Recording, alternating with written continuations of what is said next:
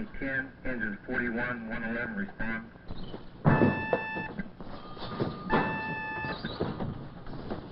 Rockwell Apartments, Bridge Street, Shinston, reported structure fault.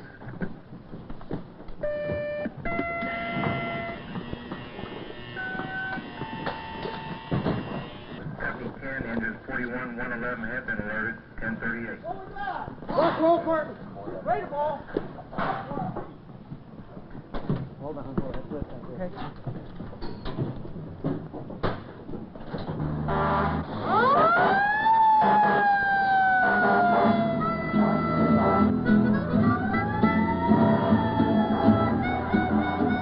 The majority of the men in our fire department are coal miners. It's a pet peeve of mine and the majority of the coal miners, whether they're continuous miner operators, shuttle car operators, roof bolters, that every time you turn on a television or radio and see or hear an interview with a coal miner, he's always in a bar or in a courthouse step, some sort of demonstration. And that just doesn't depict the image of the coal miner as he actually is. He's not that type of guy. Well, we've always had the reputation of being a dumb coal miner. Every time I hear it, it kind of rubs my fur. No miner likes to be put down. He's proud of who he is and what he is. These people, in my opinion, don't know what they're talking about. They haven't met the new coal miner today.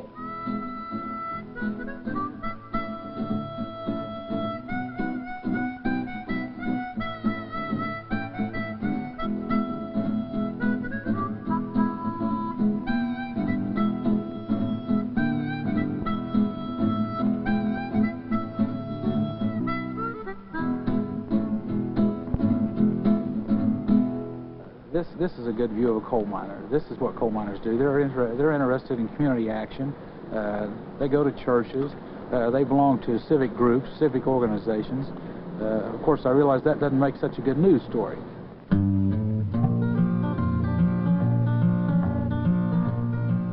A miner today is very similar to just any other individual.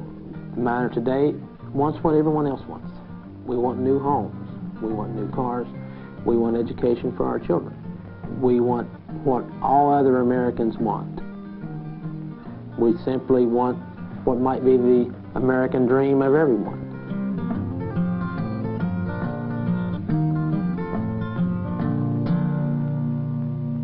Morning back home now, home we go, what do you say?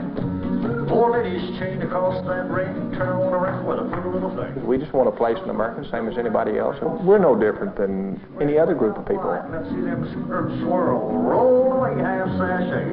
What gets me is people goes away from these mountains, but they always land up right back here. So evidently it's not so good away from here. The ring, circle to the left.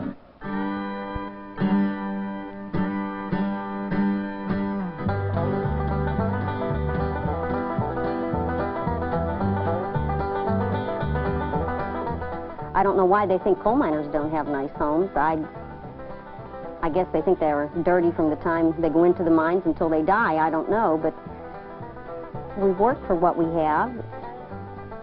I just think it's time that coal miners were seen in the light that they should be seen, as human beings, as people who go to work, who have families, who have interests. This is our roots. This is home. Cities aren't for us.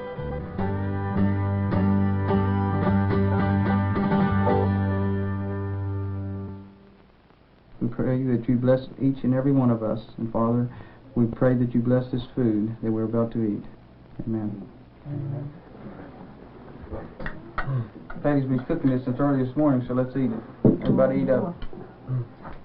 I've come from a long line of coal miners, from all the way back to my great-grandfathers, both of them. And I didn't think I would go in the coal mine. And I've heard all my life about how hard it was for a man to make a living. It really stuck to me to know that somebody spent that much time of their life feeding a family. And my dad said, since how we were a coal mining family, that's what we were emphasized, coal mining. So I went into the coal industry and ended up working where my father worked. In Depression days, miners sometimes just went in the mines with just water in his bucket, because I remember lots of times my dad didn't have anything in the bucket. And when you come home, you wouldn't have a meal like this. It was really rough. Patty, are these the potatoes you grew in the garden? Yeah, the corn is too. My father told us how to get bread on the table and to be the right kind of man so that he wouldn't have these problems. So I've heard it all my life, to go into coal fields and make the best of it I could. That there was a great life if a man was a man and could handle the work and stand the hours to make the money to feed his family. When my father was in the coal mines, he was well respected, he was a hard worker, he was a go-getter, and then that's exactly what I did. I fell right into his footsteps. Mary and Jackie Joe has really been an experience through his family. They're all really close, and I enjoy having them here. And when we get together, it's a get-together, no doubt about it. We really enjoy ourselves. We have a real strong bond. There's nothing that we couldn't talk to each other about. I can't say that I enjoy thinking about the risks and the dangers that are involved. I was a little bit nervous when we were first married. You know, when you're first married, you don't want anything to mess that up. My husband has a lot of common sense, and I trust him. When he brings home stories telling me about the safety that they have now and the ways that they do safeguard something happening and stuff. So it's something you have to adjust to. I've adjusted to it. Come on, Krista. Come on, sweetheart. Take your bowl. Steady's miner is a completely different type of man from what it was 25, 30 years ago. From what I've got from my background, my relatives, my grandfathers, my father. Back in the old days, a man, all he had was his work. Today, a miner has his education, his family, and everything else that goes along with being a man. I think it's a great life and a great tradition for myself to be in the coal fields and to know that my family had spent their life in the coal field and I'm going to spend mine there too.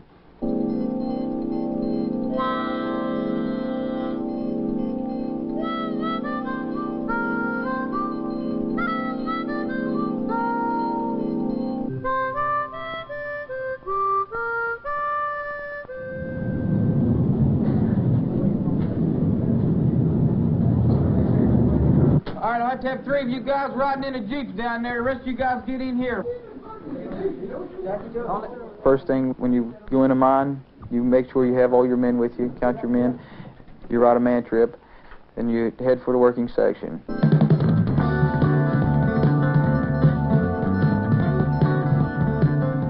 Traveling in a coal mine is just like traveling on interstate or on one of these big 4-leaf clovers.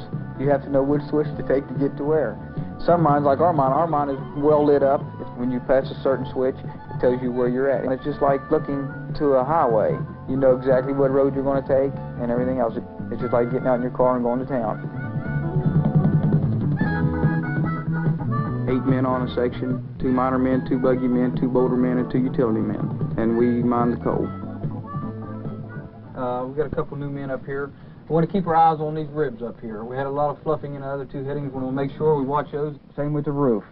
And I want to read you a couple rules here on this roof and rib control plan. There are roof and rib plans made up by the company, by the state laws, federal laws. You have to read these to the men, make sure men understand your roof control plan, and every man has a responsibility that is different from another man's. Going on the miner. Brad, fireboss, the right side of the section. You got an operator on a miner.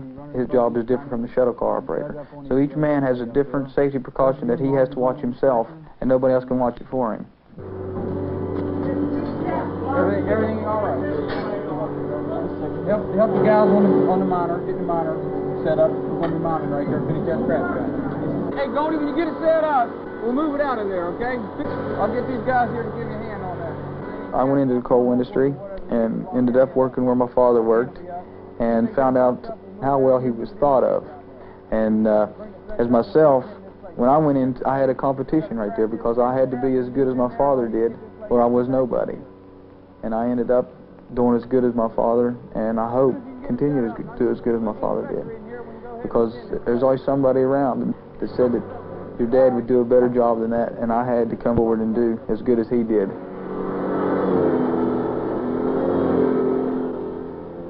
20 years ago, my father, when he mined coal, he used a cutting machine, and they cut and shot on solid. The continuous miner, it wasn't in operation when he was working. He's not seen this. It's all new equipment with hydraulics, electricity. All a man has to do is sit in the seat and push buttons and pull levers. He still doesn't understand when I talk to him about mining coal with continuous miner. He can't believe that coal is loaded as fast as it is, as much as it is. On a running section, 20 years ago, it took 25 to 30 men. Today on a section, it takes 6 or 7 men to run a section. So right there you can see it was a lot slower and a lot harder work. And now, today, all you have to do is run in a place and clean it up in a half hour, 45 minutes, and go to another place, and the bolt machine comes in and bolts.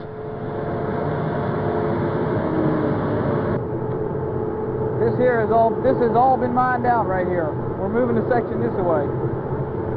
See, this is solid coal right here. These are blocks of coal. Back in the old days, you had men that mined the coal themselves with pick and shovel. And this, I think, is what everybody in the country still believes, that it's still being done by pick and shovel. Today, everything is done by modern machinery. Everything is done by levers and hydraulics, and a man's not really breaking his back and killing himself in the coal mines. And I believe that's exactly why 3/4 of the young men in the coal field countries want to go into the coal mines.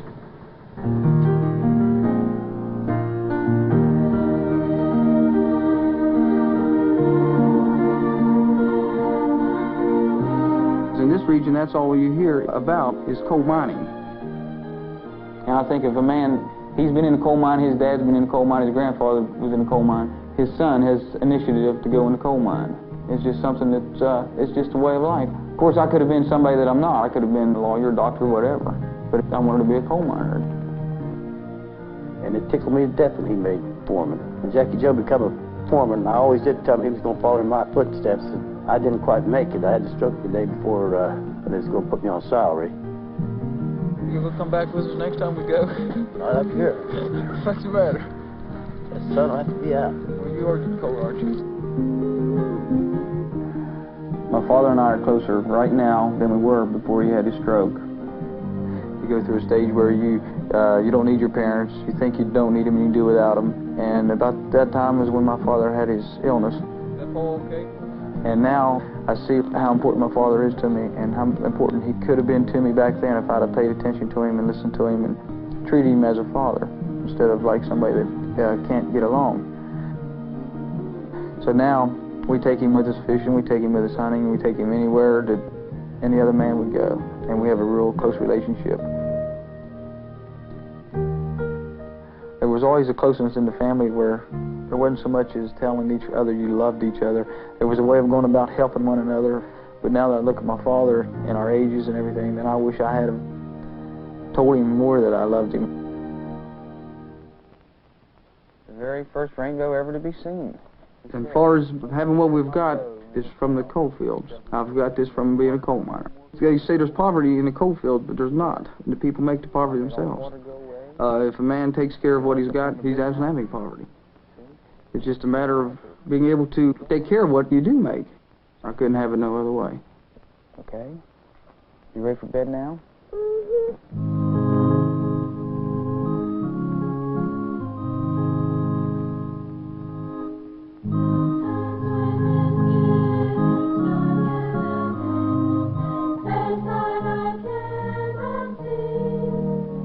I think the classification that TV shows and movies have given the coal miners' wives is rather depressing.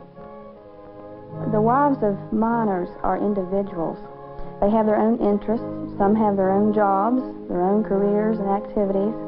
And I think it's very unfair to put across this rugged idea of what a miner's wife is. So the people Sunday in the back can hear you.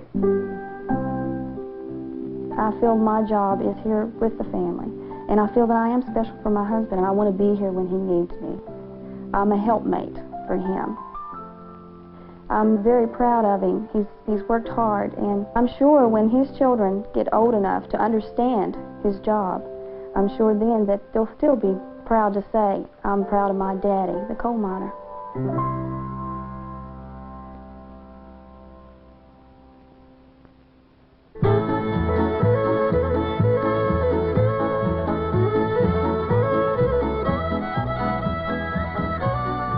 There is a great future in the coal industry because, let's face it, that's what our energy is all about. Because as we know today, the coal mines is It's what's making the world move right now. Mining has a lot more skills to it than people realize, because it's not everybody can just walk in there and get on a piece of equipment and run it. Majority of the men today in the coal mines have got a high school education. Some of them got some college.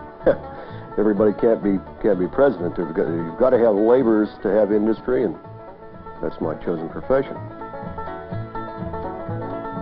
It's just a fascinating industry. You have to go into the coal mines to realize how different it is from anything else. Sure, it's dirty, but it's getting more modern every day and every day. And it just seemed like that's all I ever wanted to do. I went to the service, come home from the service, and begged like hell to get in the mine. I liked it. I'd never leave it. Our unit, what I work on, I consider it a family.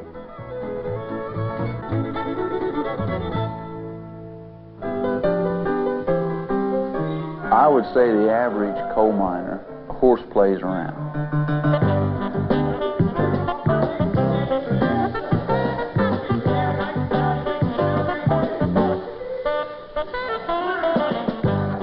It's just a common thing among a bunch of men, you know. If you work together daily, and if you just went to work and just done your job and went home, it'd get awful boring.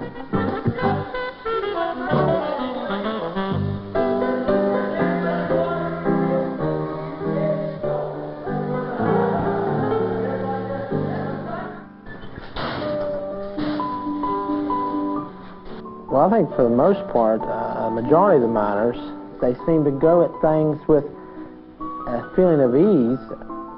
Perhaps due to the danger factor, it may be sort of an expression of, you know, why rush, why not stop, you know, to smell the roses or something. Well, I think everybody calls everybody hey buddy in the mine because they know that that's what they really mean. They mean that a buddy is looking out for them.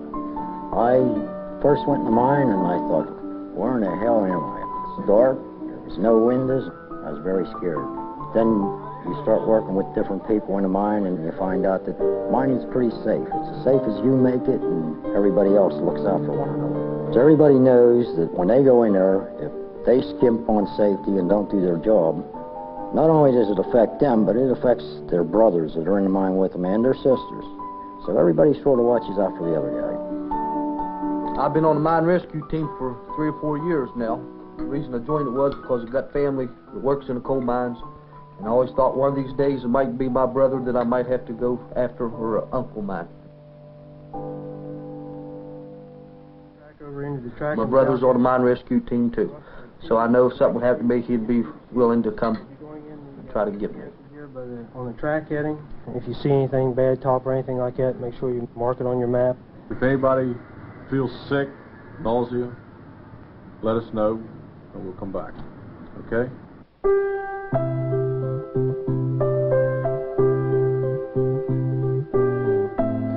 We practice once a month on a training session for the mine rescue. We train in rock dust and smoke to get used to working in dust and foggy and cloudy areas.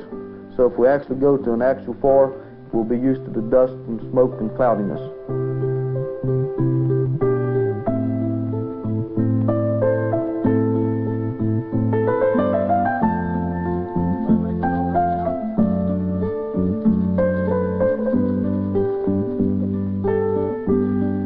Watch you don't step in the water there.